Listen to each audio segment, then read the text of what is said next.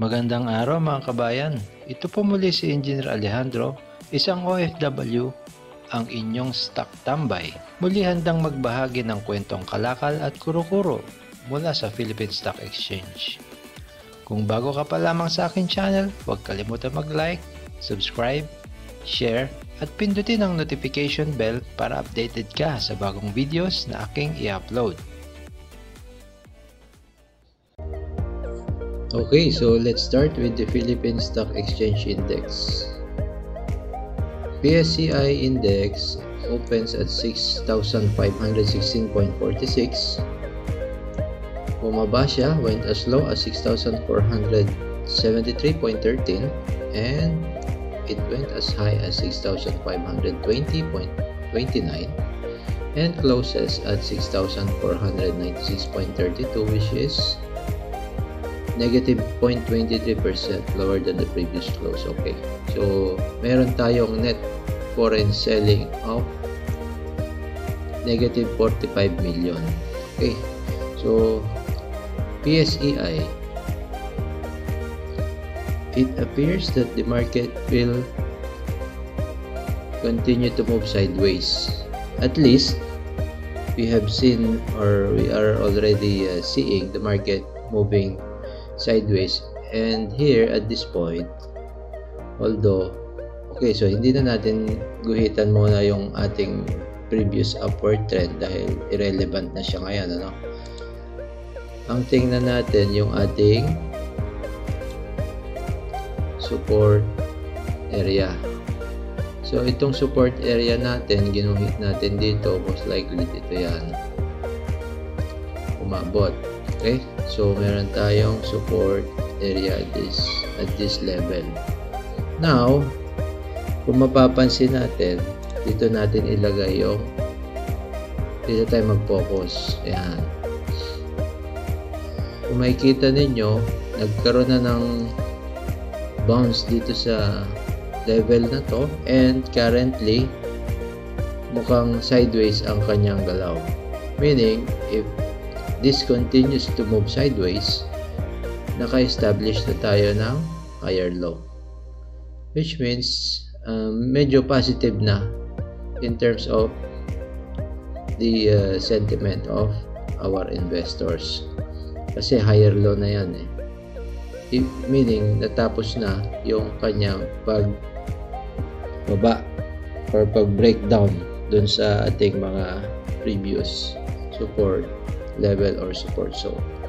Okay, so we will be expecting, or we'll just wait and see, and by next week we continue to monitor what will be the movement of our market and what will be the sentiment in the market in the coming weeks. Okay, so I believe itong MACD, for example, MACD is, yung positive niya is already above the negative line but still below zero level. So we're just waiting for a time na umangat siya dun sa ating MACD zero level, and if it already go above that level, most likely, of course, nagiging positive na yung sentiment sa kanya ng ating investor. Okay?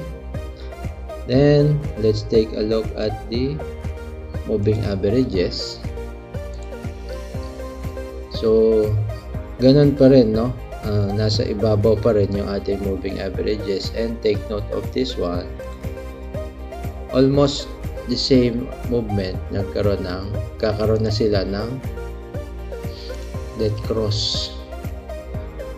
Considering na nagkaroon na to ng dead cross, ibig sabihin makakabuo na siya ng another cycle, kasi previously yung cycle natin is upward trend followed by, of course, downward trend because of the selling pressure or sentiment of our investors. Now, kasi dito sa area na to nagkaroon ng positive cross up ng ating golden cross, ibig sabihin. dito, nag golden cross, tapos na yung cycle niya, dead cross naman, then after nung dead cross na yan, kakaroon ng cycle yan, siguro mag sideways until such time mag bend upward, then mag-aantay na naman tayo ng golden cross. And before the golden cross arrive, since the market is always a forward looking market, then umaangat na siya bago pa mag-appear yung ating dead cross. So we just have to anticipate kung medyo gumaganda na. That's why I have said kapag nag-sideways yan ay pwede na tayong magsimulang mag-pile up ulit ng ating mga position. I'll show you yung ating individual stock. Let's move forward to Ayala Corporation. Okay, so Ayala Corporation. First of all, meron tayong news for this week regarding Globe IPO. So, IPO ng GCash is expected to be this year, and according to PSE CEO Ramon Monson, the exchange may lower its 20% public float kasi requirement yan for IPO para lang ma-accommodate yung GCash na may valuation kasi siya na 8 billion or 464 billion pesos and 8 billion US dollar. So specifically, Mr. Monson stated that he was not too stringent on the 20% public float requirement when asked by GCash and Ayala. So basically, itong IPO na to is under ng group of Ayala. So Ayala Corporation, since holding siya and meron siyang ka-joint venture na Mitsubishi UFJ Financial Group. Okay, so this might be one of the biggest IPO for 2025, and hopefully it will be successful, and this will significantly affect our Ayala Corporation Group, and most especially yung big caps. So Ayala Corporation, that's why here kung titingnan natin yan, andito yung ating support level or support zone. So dito siya huminto, andito yan around this area. Now kung makikita natin yan, nag-stop na siya rito and appears to move sideways, a little bit bounce, then nauntog. So if you want, i-draw natin itong resistance level dito. Okay, so most likely yan kung iangat mo pa ng konti, anyway ganyan na lang. O sige, angat natin ng konti, sasakto yan pag inangat mo ng konti din. Okay, so nauntog yan pero nagkaroon ng green hammer. However, previously nagkaroon din ng that cross is I'm not sure if it is Ayala Corporation or Ayala lang. Anyway, so manifestation ng moving sideways ito. So if magkaroon ng ng 1 week na sustain nitong support level na to, then that will be the time to perceive na tapos na yung downtrend, and we will be expecting the next move to be upward and break the previous resistance level. So now, yan natin yung kanyang MACD. Okay, so positive na yung MACD niya, and we will just have to wait until such time na continuously mag-upward na yan, upward projection up to mabasag niya yung or makaangat siya sa zero level, no?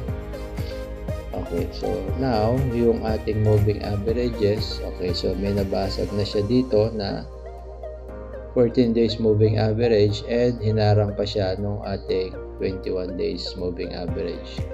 However, kung sakali, ayan, magkakaroon ng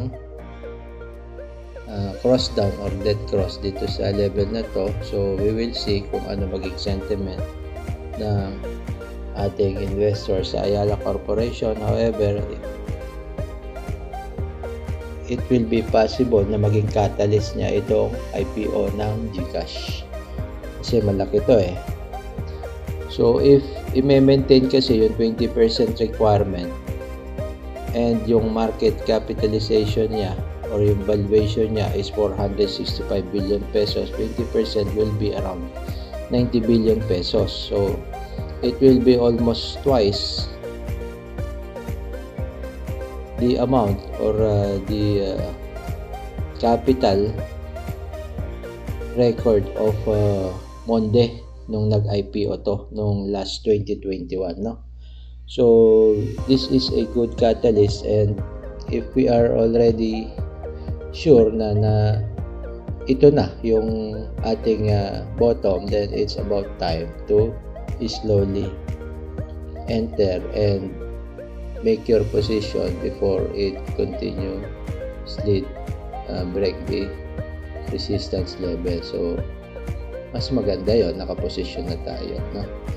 Yun naman ang cycle natin upward, then magkaroon ng profit taking, and then upward again, then profit taking again. So makasakay lang tayo dun sa trend na yan, then we will be okay. Yung portfolio natin for the entire year will result in a positive overall in terms of our profitability. Okay, then proceed tayo sa Ayala Land. Okay, so Ayala Land most likely will also be affected by the IPO of Globe, since Ayala Corporation will be the main holding that will have a participation and partnership with Mitsubishi Financial Group. Okay, so Ayala Land, tingnan natin kung tapos na. So dati ang tinitingnan natin kung within the upward trend channel siya. Ngayon, ang tinitingnan na lang natin kung huminto na yung kanyang downtrend. Kasi nagkaroon siya ng downtrend. That's why mag-aantay tayo ngayon until such time na matapos na yung paghuhukay niya or yung downtrend niya. And if that is the case, that is the right time to re-enter again and make our position as early as now habang nagsa-sideways pa lang siya. Kung mapapansin nyo, ayan tinutulak na siya. Puro majority nung kanyang candles for the past 2 weeks are hammer and green, no? Majority. So indication yan na most likely tapos na, and meron na din siya higher low formation. Yan. So kung legitimate ang higher low formation and masustain niya yan, ito nag-attempt na siya mag-break nung resistance level niyan and continuously trying to break kasi meron naman tong backing, no, o support ng insider dahil may share buyback to na consistently working on their program, share buyback program. Okay, so yung MACD, okay, so still continuously projecting upward and puro green yung ating bar dito. So just waiting until such time na mag-surpass siya sa zero level ng ating MACD, and of course alignment of stars yan, although may meron na, tapos na nga yung dito yung kanyang dead cross. So na-encounter niya na yan. So tingnan natin kung anong mangyayari sa susunod, no? Okay, so let us move forward to our next step, which is BDO. Quickly lang to guys, no? Bali, since ang inaabangan lang naman natin is to have a positive sentiment para at last magkaroon na tayo ng sigla, mabalik na yung ating sigla sa market. Okay, so now ito yung kanyang support level currently. Sabihin na natin na meron ding resistance dito sa level na to. Actually, nag-bounce na yan. So, for me, sideways movement pa rin yan. Tingnan natin kung nasan yan. Okay, so nandito. Andito ngayon yung kanyang dito sa level na to. So, meron siyang another resistance level dito. Medyo malaki. Ayan. So, magsa-sideways muna dyan yan. Kung masurpass na yan, then confirmation na nagbago na yung sentiment niya. So, MACD, cross up na ba? Yes. So, and very near na sa 0 level. Pero mataas pa rin yan, no? BDO. Tignan nyo. Nasa taas pa yan. Historical high niya yan. Okay. So, moving averages, ayan. So, nagtatalo-talo. Until makita natin yung pagiging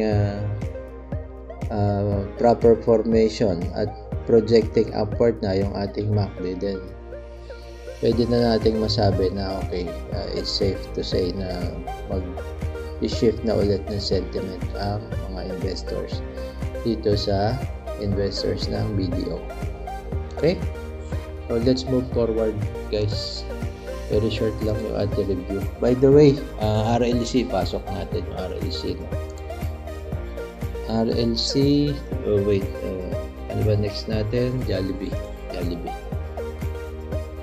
JFC, ang ating pinakabidang stocks. Okay, so JFC, sideways siya, nasa taas pa rin. Medyo palaging malakas pa rin to. So, nandito na-maintain niya yung kanyang support zone dito and currently moving sideways. Dito na natin ilagay. And meron siyang catalyst. Milksha acquires majority stake in Taiwanese soup chain. So, JFC through its majority-owned subsidiary Milksha International Company is investing 103.8 million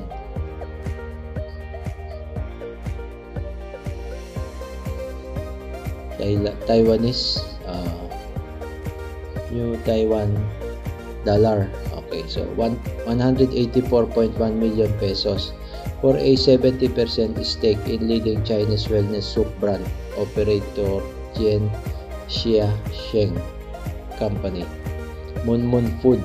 Munmun Food pala siya. So, Milksha, which is 51% owned by JFC. Okay, so catalyst niya to. And imagine, no, kung nagkaroon pa siya ng catalyst tapos na-maintain niya yung level na yan, then it will be easy for him to bounce back and regain para ma-try niyang i-break itong resistance level na highest na inabot niya last year 2024. Okay, so yung MACD natin, andito na pala to, medyo maganda na siya, above 0 na. So saglit na lang yan, magtutuloy. Panalo na naman si Jollibee. And yung aking kaibigan na long-term investor, shoutout sa'yo, si ating kaibigan na si Badong Marvin Kiocho. Congratulations nga pala at naka 10,000 followers na siya sa kanyang Instagram. Shoutout sa iyo. Ingat ka lagi and keep safe. And thank you for always watching my video. Okay, so ayan, okay. So maganda na yung formation ni Jollibee. And ito ang kanyang golden cross. So positive yung sentiment niya. Golden cross ni Jollibee. Very positive yung ano kay Jollibee, no? So I'm sure by the coming weeks medyo aakyat na to and will try to attempt to break this highest level na inabot niya. Okay? Okay, so after Jollibee, we just have to move forward to our next stock, which is JGS, ang pinaka masama na blue chips kasi continuously nasa baba pa rin siya. Umaakyat to pumipitik to ng konti tapos biglang bababa. However, ayun, so kung ma-maintain niya yan level na yan, then safe pa siya. I don't know kung bakit napaka-negative na sentiment dito kay JGS. Pero ano to bakit kaya ganun? Natin maintindihan dito nauntog na naman siya. Kung magkaroon man siya ng catalyst, hopefully dapat wala siyang suporta, no? Ganyan. Kailangan ma-break niya yan. So most likely nauntog siya and then nag-re-attempt siya untog. Kung nag-bounce siya yan, double bottom, and on the third attempt titingnan natin kung kakayanin niya. Pero kailangan ng ano niya, ang backing. Wala suporta mahina so nag-cross up na siya yung MACD pero magpo-cross down na naman dahil dun sa 3-day selling pressure. So hindi pa rin maganda yung kanyang sentiment until now. Moving averages, okay, so medyo mababa na. Actually pagka nag-shift ng sentiment to, malakas to. Baba laki ng gain na ito. So let us just keep looking at this, guys. Malaki kikitain mo dito kasi nasa 19 na nga lang. Guaranteed double yung investment mo dito kay JGS pagka nag-shift na ito ng trend. Okay? Sorry. Okay, so move forward tayo. After JGS, we have our banking, which is Metrobank. Ano nangyari kay Metrobank? Ganun pa rin, tuloy-tuloy pa rin yung maganda sentiment kay Metrobank. Meron siyang isussustain niya yung support level niya rito and sa sideways lang siya. Lagyan na natin dyan. Sideways siya, no? Kaya lang merong higher low. So tingnan natin, nag-bounce din naman yan Let us see in the coming weeks kung ano na mangyari. So MACD, okay, so nagko-cross down na naman kasi nga dahil nga dun sa 3-day selling pressure. Then yung ating moving averages, okay, so maganda naman kasi paakyat pa rin yan very positive. Ay nag-iipon-ipon na so this means magkakaroon na ng repositioning, mag-align na naman yan dun sa kanyang proper position, no? The moving averages na to, and we'll try to re-attempt to break this level of resistance na inuntugan niya previously. Okay, so let's move forward to GTCAP. GTCAP, ano na nangyari? Previously, nagkaroon na ng yung malakas na pitik. Kaya lang, tuloy-tuloy na naman, bumaba. Ano kayang nangyari sa kanya? I'm not sure bakit biglang bumaba ito i-check na lang natin, guys, kung mayroon kayong balita, i-message nyo lang dito. However, nagbutas na naman, then another negative sentiment ito para kay GTCAP. I thought double bottom na to supposed to be expected natin magbabounce na siya. However, ayun, nauntog, hindi kinaya. And red hammer siya, oh. So last week ang tingin natin dito aakyat kasi may nagtutulak, ay bumitaw din. Ang masama, pinutas niya pa yung kanyang support level or support zone, no? So basically MACD nag-shift, cross down yan. So nag-shift na naman, naging negative sentiment yung MACD. Anyway, we'll just have to keep monitoring. Ayun, dead cross, ayun, hindi pa nga nag-dead cross yan baka naman bumaba pa siya. Anyway, pag bumaba pa yan, then another opportunity to buy kasi syempre big caps yan, so index stock yan, kaya pagka bumababa mas nagkakaroon ng opportunity kasi mas nagiging cheap siya. So even if it went lower, then you just have to keep optimistic dahil yan, opportunity yan, no? Okay, and let's move forward to our last but not the least, SMPH property stocks. Meron tayong property stocks dito kailang RLC, yung balita niya ng COL. RLC appoints new CEO. So RLC announced the appointment of Maria Socorro Isabel Aragon Gobio as the company's president and CEO. So bumaba na si Lance Gokongwei, pero nandun pa rin naman siya sa board, no? Lance Gokongwei medyo tagal-tagal din siya na nag-serve as CEO. Medyo maigsi lang pala. Last year lang siya take over as CEO. Then binigay niya yung opportunity ngayon kay Miss Maybel Aragon Gobio. So but that is for RLC. Now itong SM Prime, medyo tingnan natin kung ma-maintain niya na to kasi masyado na siyang mababa. And as I've said, habang bumababa yan, mas lumalaki yung opportunity kasi mas magiging malaki yung ating gain kapag nag-shift na ng sentiment sa market. Although medyo reliant tayo dun sa sentiment because of the net foreign investor or the foreign investors.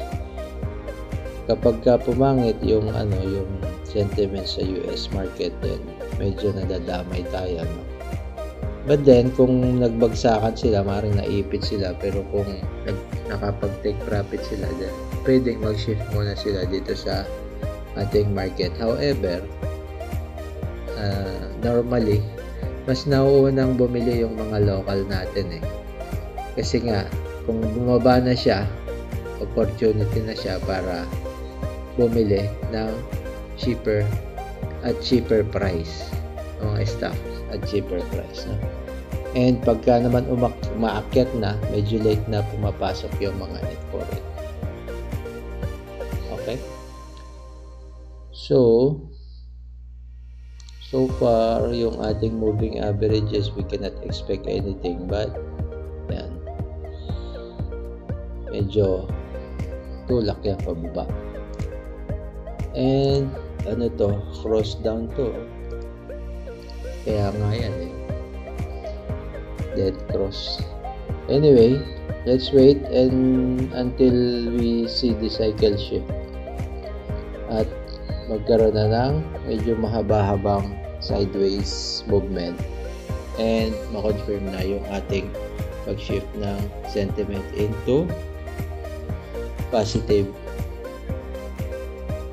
upward trend. Okay, so yan lang muna guys, and hopefully magkita-kita ulit tayo, and hopefully you have a very nice and peaceful weekend.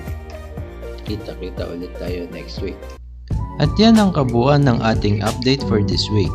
Kung kayo ay mayroong stocks na nais ninyong maisama sa ating susunod na review, ay maaari po kayo magpadala ng mensahe sa aking YouTube channel na OFW Average Trader. Pwede rin pong ipadala ang inyong mensahe sa aking email address na nakalagay sa description box. Maaari din po kayo mag-send ng message sa aking Twitter o kaya ay sa aking Facebook page na Engineer Alejandro Magno. Muli po tayong nag-aanyaya na mag-request ng stocks na nais ninyong matalakay natin sa susunod na mga araw. Bibigyan po natin ng sapat na oras at pag-aaral ang inyong request upang mas maunawaan ninyo ang kasalukuyang galaw ng stocks na nais ninyo ating i-discuss. At dyan po nagtatapos ang ating video sa linggong ito. Huwag kalimutan mag-subscribe, paki-like na din po at i-share na rin ang aking channel sa inyong mga kaibigan, kapamilya o sa iba pa nating kababayan na naghahanap ng passive income. Hanggang dito na lang po at magandang araw sa inyong lahat. Hanggang sa muli mga kabayan. Ciao!